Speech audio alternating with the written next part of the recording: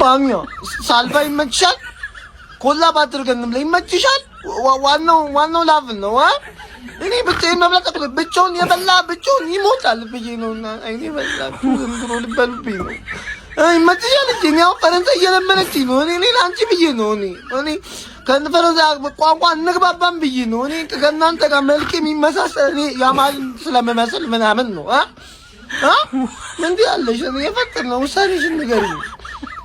ተናዱ ስፔኖች ማለት ለምን ዩሮን እንዳሸነፉ ዛሬ ነው ያሳዩት። ወርልድ ካፕ ላይ 4-0 ሳውዲ አረቢያን 4-0 ማን ላሚን ያማል አገባ። የመጀመሪያ የወርልድ ካፕ ጎሉ ማን 10 ደቂቃ ነው የፈጀበት ለማግባት። ጥቅም ኦያርዛባል እዛ አሲስት አደረገለት። ምን አይነት ጎል ነው! አተ ኦያርዛባል ይችላል። ባለፈው የደደበ ጨዋታ ሲጫወት ነበር። ዛሬ ግን በጣም የሚያምር 2 ጎል 1 አሲስት አድርጎ ነው የወጣው ማለት።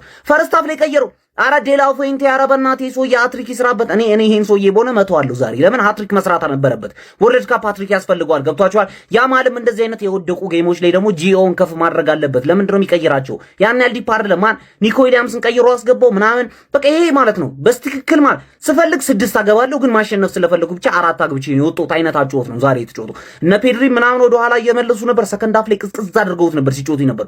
ውጤቱ ግን ሲያስፈልጋቸው አይታችኋል አይደለም? ውሃ እስከሚጠጡ አጣደፏቸው። 3 ጎል አገቡ ባቸው ማለት ኩኩሬላ ራሱ እዛ ተገጫጭቶ ገባለት ኳሱ። ከቼልሲ ልክ እንደወጣ ትንሽ ማን ምን አይነት ቲም ነው ስፔን ማለት ነው። ትንሽ አሁን ገብቷቸዋል። ሰከንድ ጌም በኋላ ትንሽ እየፈሯቸው፣ ምክንያቱም ይሄ ስቴትመንት ነው። ይሄ ዊን ስቴትመንት ኖርማል አይደለም። ገብቷቸዋል። ጥሎ ማለፍ ላይ ፍሩን እያሉ ነው፣ መልእክት እያስተላልፉ ነው። አህለን ወሰህለን ሳውዲ አረቢያ። በቃ ላለማግባት ያረግሽው ያላለሰለሰ ጥረት በሚገባ ግቡን መጥቷል ማለት ነው። ምንም የማግባት እቅድ የለሽም። ይቻላል። ለምን ታገቢያለሽ? ሲጀመር ምን ያደርግልሻል? ጎል ስፔን 5ኛ ጎል አግብታው ሳይኖርባት እንጂ እኔ እንደውም እንዳጀባበራቸው ስፔኖች በቃ ደርዘን ወይ ግማሽ ደርዘን ሳያገቡ የሚያቆሙ አልመሰለኝም ነበር። እንዳለ የፊት መስመሩ ቀይረው አስወጡና የሆነ ተረጋጉ ከዛ በኋላ እንጂ እንዳጀማመራቸው ማለት ነው። ሳውዲ አረቢያ ወደ ሀገሯ ተመልሳለች። ዛሬ 3ኛ ጨዋታዋን በርቀት ነበር የምታካሂደው ብዬ ነበርና ደግነቱ እኔም ስፔን በክሊንሺት ታሸንፋለች ነበረ። ቀመሬ ግቡና ቴሌግራም ላይ ተቀላቀሉ። ጊቫዌ ያለ ለአዲስ ተመዝጋቢዎች 10 ሰዎች ይቻማችሁ። አይ ዴላ ፎንቴ ቀልድ እኮ አይጠገብም። ይኸውላችሁ እኔ ፈርስት ሃፍ ቪዲዮ አልሰራውም የስፔንን ኳስ እያየሁት ከሳውዲ ጋር ማለት ነው። እና ያልሰራውበት ምክንያት ላሚን ያማል ሰከንድ ሃፍም ተመልክቼው ሙሉ ጨዋታ ካየሁ በኋላ ቪዲዮ ሰራለሁ ብዬ ነበር። ዴላ ፎንቴ ምን አደረገ? እረፍት እንደወጡ ሳይመለሰው በዛው አላሳረፈውም ላሚን ያማልን። ታዲያ እኔ ምን እጠብቃለሁ? በቃ ይሄው ተነሳው ቪዲዮን ሰራ እንዴ። ያማል ይልለበት ኳስ ምን ኳስ ሆነ? ጭራሽ አሁን 4 አግብተውባቸዋል ጀማው። ላሚን ያማል ደግሞ ያው እንግዲህ ጎሏን ጠቅ አድርጋ ቆንጆ ተንቀሳቅሳ ወጣለች ጀማው። ሳውዲ ግን ማለት ነው በእውነት ከአቅም በታች ነው። በቃ ምንም እንደ ነገሩ አቅማቸው ይሄ ነው። ከዚህ በላይ ምንም ነገር ማድረግ አይችሉም ጀማው። እየተለበለቡ ነው እንግዲህ። የኩራት ቀንን ያከበሩት ሳውዲዎች መቼ እንደሆነ ታውቃላችሁ? አርጀንቲናን ያሸነፉ ቀን በማግስቱ ትልቅ ክብረ በዓል አገሪቷ ላይ ተከብሮ ነበር። ይሄንን የወርደት ቀን ብላችሁ ሳይሙት እንግዲህ መቼስ ካሁኑ 4:52 ደቂቃ ነው ጀማው። ላሚን ያማል ቡድኑን ዋነኛ ሰው መሆኑን አሳይቶ ዛሬ የሚወጣው ጀማው። ይመቻችሁ። ስፔን ያለ ላሚን ያማል 0-0፣ ስፔን ከላሚን ያማል ጋር 0 እንዳለች ሆና 4 ማል አባቴ ይሄንን ሙሉ በሙሉ ለውጥ ያመጣው ላሚን ያማል መኖሩ ነው ልላችሁ አልችልም። ለምን የኬፕ ቨርዴ ዲፌንስ ከሳውዲ አረቢያ ዲፌንስ እንደሚሻል አይቻል። ግን ስፔን ሙቭ የሚያደርጉበት ገባር ሊሆን ፊት ለፊት ሆኖ አታክን የሚመራው ሰውዬማ ኋላ እንድትቀመጥ ማይፈቅድ ናምጣ ኳሱ ምናምን እያለ የሚያስጨንቅህ ሆነ አንተም የማጥቃት ወኔ ይጨምራል ነው የምልህ። ገባር ዞሮ ስፔን 4 ያገባችሁ ሳውዲ አረቢያ ዲፌንሷ አሪፍ ስላልሆነ ሳይሆን ይሄኛውን ስፔን ደግሞ ኬፕ ቨርዴ ቢገጥመው ምናልባት 3-0 ይሸነፍ ነበር ነው የምልህ። ገባር ላሚን ያማል ኢፌክት ነው ይሄ ልጅ። በቃ ፍላወሩ ልንሰጠው ይገባል። ገባር አንድ አመት ስታየው አሃ ትላለህ። ገባ አሁን ይሄ 3ኛ አመቱ ላይ ያያዝን ነው። ተመሳሳይ አቋም ይዞ ማለት ነው። ይሄ ልጅ እየጨመረ ይመጣል እንጂ ይቀንሳል ምናምን ብለህ የምታስብበት ደረጃ ላይ አይደለም። ሬኮርድ ከሜሲ 1 ስቴፕ 8ኛው ተጫዋች ሆነ። ያንገስት ተጫዋች ዓለም ዋንጫ ላይ መግባት ማለት ዓለም ዋንጫ ላይ ጎል ያገባው ያንገስት ተጫዋች ሜሲን 1 ዝቅ አድርጎ ከሱ በላይ ደቃለ ኦሬዲ ማለት ይሄ ልጅ ታሪክ ለመስራት ሲጀመር ማለት ነው። ባፕታይዝ አድርጎታል እኮ ሜሲ ገባ ሻወር ምናምን ነገር ምናምን ባዝ ምናምን አድርጎታል እኮ ልጅ እያለ። ስለዛ ብዙ ሊገርማ አይገባም። ሜሲን ግን አይሆንም ገባ ሜሲን መሆኑን ማንም ሰው አይችልም። ግን ዘ ክሎሰስት ቲንግ ማለት ይሄ ሜሲ ፍሮም ቲሞ ብለናል ላሚን ያማልን ማለት ነካክተው የተኛውን በሬ አደረጉት አውሬ ማለት ይሄ አይደለ? ይኸውላችሁ የኔ የዚህ ዓለም ዋንጫ አሸናፊ ትሆናለች ብዬ የምገምታት ቀዳሚዋ ብሔራዊ ቡድን ስፔን ናት። ዛሬም እንግዲህ ኬፕ ቨርዲ ላይ አቻ ከተለያየች በኋላ እልኋን ሳውዲ አረቢያ ላይ 4-0 በሆነ ሰፊ ውጤት በማሸነፍ እንግዲህ መወጣት ትችላለች። ጨዋታው ሙሉ በሙሉ ዶሚኔት አድርገው ነበር። ሳውዲ አረቢያዎች በጨዋታው ላይ አልነበሩም ማለት ይቻላል። ስፔኖች በፈለጉት መንገድ ነበር ጨዋታው ሲሄድ የነበረው። በመጀመሪያው አጋማሽ ሁሉንም ነገር የጨረሱት ማለት ይቻላል። ላሚን ያማልም በዓለም ዋንጫው የመጀመሪያ ጎሉን ማስቆጠር ችሏል። ለሱ ደስ ብሎኛል። 10ኛው ደቂቃ ላይ የመክፈቻውን ጎል ካስቆጠረ በኋላ 21ኛውና 24ኛው ደቂቃ ላይ ኦያርዛባል ሁለት ጎሎችን አከታትሎ አስቆጥሮ እንግዲህ ስፔን 3-0 ገና በ25 ደቂቃ ውስጥ ነበር መምራት ችላ የነበረው ማለት ነው። ኦያርዛባል ግን ጋይስ ሌላ ታሪክ ላይ ያለ ተጫዋች ነው። የምሬ ነው።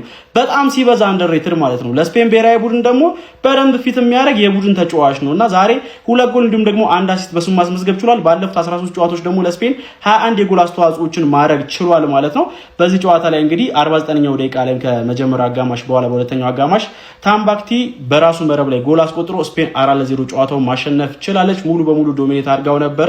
የኬፕ ቨርዲን ጨዋታ በቀል ነው የተወጣችው ማለት ይቻላል። የግሩፓም እንግዲህ በ4 ነጥብ መሪ መሆን ችላለች። ለማንኛውም እናንተ ስለዚህ የስፔን ብሔራዊ ቡድን ፐርፎርማንስ ምን ትላላችሁ? አሰልጣኝ ሉዊስ ዴላ ፉንቴ ምን ያህል ጌሙን እንደቀለለው የምታዩት ከሰከንድ ሃፍ በኋላ አብዛኞቹ ወሳኝ የሚባሉ ተጫዋቾችን ቀይሮ ነበር እያስወጣ ሲያሳርፍ የነበረው። ስለዚህ ጨዋታ ያላችሁን ሀሳብ አጋሩኝ። የፕላስ ምልክቱ መጫ እንዳትረሱ። ዓለም ላይ አንደርሬትድ ከምላቸው ተጫዋቾች መካከል አንዱ ሚካኤል ኦያርዛባል ነው። ይኸውላችሁ ብዙዎች አይናገሩለትም። የባስኩ ተወላጅ የሪያል ሶሲዳዶ ኮከብ ኦያርዛባል ዛሬ በዓለም ዋንጫ መድረክ ራሱን በደንብ ማሳየት ችሏል። በጣም ነው ደስ ያለኝ። ምክንያቱም ይኸውላችሁ ለጎል አስቆጥሮ አንድ አሲስት ደግሞ ለላሚን ያማል ምን አይነት ኳስ እንደሰጠው አይታችኋል ብዬ አስባለሁ። ከግራ ክንፍ እየተነሳ ተጫወት ብትሉት የሚጫወት እንዲሁም ደግሞ 9 ቁጥርም ከፈለጋችሁት የሚገባ ታትሮ ፕሬስ የሚያደርግ ወርክ ሬቱ በጣም ሃይ የሆነና በሜዳ ላይ ታጋይ ከምላቸው ተጫዋቾች መካከል አንዱ ሚካኤል ኦያርዛባል ነው። እርግጥ ነው የባስክ ተወላጆች እስከ መጨረሻው ድረስ ለቡድናቸው መፋለምን ያውቁበታል። ለብሔራዊ ቡድናቸውም ጭምር ያው ብዙ ጊዜ ባስክ ሲባል ካታሎኒያ ሲባል ለስፔን ብሔራዊ ቡድን ያን ያህል እንደ ሌሎቹ ስሜት አላቸው ወይ የሚለው ጥያቄ ውስጥ የሚገባ ነው። ምክንያቱም ሌላ ታሪክ ከጀርባ ስላለ ማለት ነው። ነገር ግን እስከ ጥግ ድረስ ለስፔን ያለውን እየሰጠ ያለ ተጫዋች ነው። ባለፉት እንግዲህ 13 ጨዋታዎች ላይ 21 ጎል ኮንትሪቢዩሽን ያለው ተጫዋች ነው። እንግዲህ ይሄ ድንቅ ስፓኒያርድ። ስለዚህ ከጨዋታ እየነገሰ ስለሆነ ደስ ብሎኛል። ምናልባትም ይህን ተጫዋች በሚቀጥሉት ዓመታት እድሜው ነው እንጂ በትልቅ ቡድን ብናየው ደስ ይለኝ ነበር። ሚካኤል ኦያርዛባልን ከልቤ ነው የምወደው ጋይስ። እስኪ ስለ ሚካኤል ኦያርዛባል ምን ትላላችሁ? ሀሳባችሁን ኮሜንት ሴክሽን ላይ ያስቀምጡልኝ። የፕላስ ምልክቷን እየነካችሁ ፎሎ አድርጉ። ኦያርዛባል ይለያል፣ ያርግለት። እኛ ላሊጋውያን የምናውቀው ሚካኤል ኦያርዛባል ይሄ ነው። ይሄ ነው ኦያርዛባል። በጣም የሚያምር ነገር። ያለፉት 13 ጨዋታ 20 ጎል ኮንትሪቢዩሽን አለው። ላሚን ያማል ኢዝ ላሚን ያማል። I don't have to speak about him. So good. እሱ ሲኖር ራሱ ስፔን ቲሙ ራሱ የተነሳሳበት መንገድ ቻንስ የሚፈጥርበት መንገድ እያያዙት ፍሪ ፍሎዊንግ። ሳውዲ አሁን መጥፎ ተጫውቶ አይደለም ግን በቃ ስፔን አር ቱ ጉድ። ሶስተኛውን ጎል አይታችሁታል። አየር ላይ ኩኩሬላ ኦልሞና ኦያርዛባል ተቀባብለው ያገቡት። ይደብራል። በስመ አብ ችሎታ። አየር ላይ መሬት እንኳን አታስነኩትም። ደቫይቡ እንኳን እንዳይደብራቸው። ለስፔን አሁን ግሩፓ ማለት ነው አንደኛ ማጠናቀም ያስፈልገው። ሳውዲ አረቢያን ጨርሳለች፣ ዩሩጓይ ጋር ማሸነፍ። ምክንያቱም እዚህ ሁለተኛ ጨርሰ ከአርጀንቲና ጋር መገናኘት አያስፈልግም። በጣም አላስፈላጊ ነገር። ሁለቱም እንግዲህ በጣም እርሊ ላይ ሊወድቅ ማለት ነው ከሁለት አንዳቸው። አርጀንቲና አንደኛ እንደሚመጣ አልጠራጠርም እዛ ግሩፕ ላይ። ነገር ግን ስፔን ያው ባለፈው ኬፕ ቨርድ ጋር ባዶ መውጣት ተከትሎ ቀጣይም ላለመገምደል እቺን ፎርም ይዞ ገብቶ ዩሩጓይን አስታግሶ መውጣት።